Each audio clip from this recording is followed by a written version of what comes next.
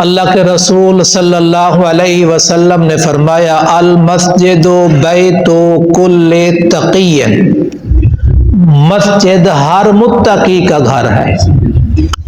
تکفل اللہ لمن کان المسجد بیتہ، اللہ تعالی نے اپنے ذمہ لے لیا ہے جو شخص مسجد کو اپنا گھر بنائے گا، جس شخص کا گھر مسجد ہو، کیا مطلب؟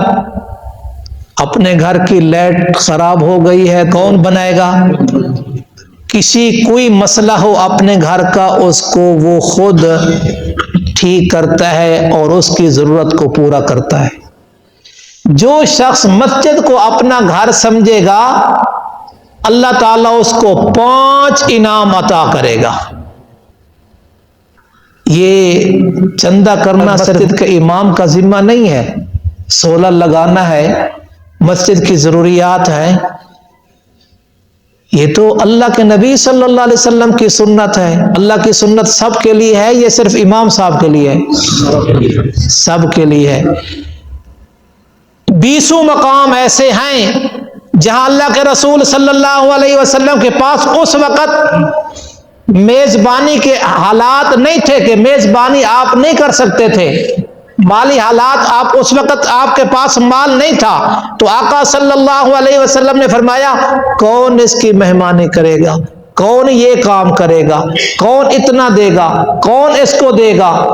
یہ بھی سنت ہے، خود بھی دینا ہے تو دے، اور خود نہیں ہے تو دوسروں کو کہنا، یہ بھی سیرت سے ثابت ہے، نبی صلی اللہ علیہ وسلم کے اعمال میں سے ایک عمل یہ بھی ہے۔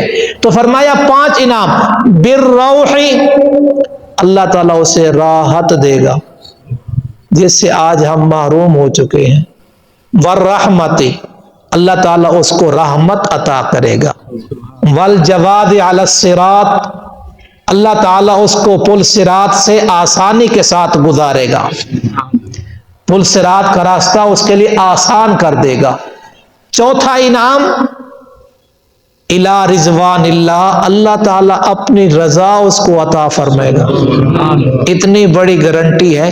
پل صراط سے بھی اللہ تعالیٰ اپنی رحمت سے گزارے گا، اپنی رضا عطا کرے گا، الی الجنہ، اور جنت اللہ تعالیٰ اس کو عطا کرے گا۔ ان 5 انعام کو مسجد کے ساتھ جوڑا ہے۔ جو مسجد میں آتا جاتا رہتا ہے، میرے آقا صلی اللہ علیہ وسلم نے فرمایا اس کے ایماندار ہونے کی گواہی دے دو، اس کے ایماندار ہونے کی گواہی دے دو۔ تو الحمدللہ اللہ تعالیٰ نے ہمیں یہ گھر عطا کیا ہے، اس کا جس شکل میں بھی اللہ تعالیٰ آپ سب کو دونوں جہانوں کی عزت نصیب فرمائے، اور بالخصوص ہمارے محترم نوازی نوید صاحب مدینہ پاک میں پہنچے ہوئے ہیں اور اس جگہ 2 رکعت ادا کر کے آئے ہیں جہاں نبی صلی اللہ علیہ وسلم بارش کی دعا کے لیے نماز استسقاء پڑھا کرتے تھے۔ اللہ اس 2 رکعت کی برکت سے اللہ تعالیٰ ہمارے ملک میں بھی، اللہ تعالیٰ ہمیں بھی رحمت والی بارش نصیب فرمائے۔